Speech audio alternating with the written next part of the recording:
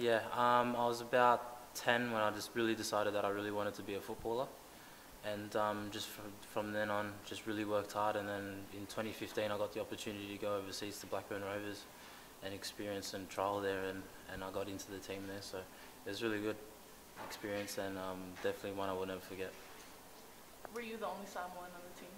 Yeah, yeah. So what was that like?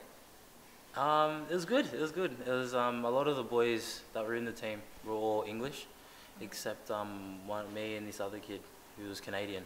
So it was different, but we adjusted and learnt a lot as well. So it was good. It's twice a day, in at 8, finish at 5, and then that's it. So it's like a normal 9 to 5 job.